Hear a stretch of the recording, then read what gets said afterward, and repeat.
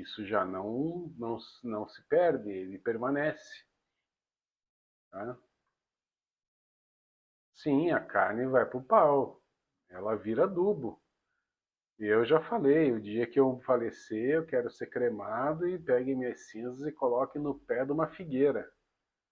Bem na raiz, abra um buraco, misture um pouquinho de terra bem adubada, com bastante estrume de minhoca ali, de cocôzinho de minhoca, bastante adubo, e vou virar hidrogênio para a figueira crescer, tá? Mas espiritualmente, energeticamente, a gente se desprende desse corpo e vai ser tratado, e depois que é tratado, você tem a possibilidade de se reconectar em uma outra vida e passar por mais um processo. Ah, que sono! Mais um processo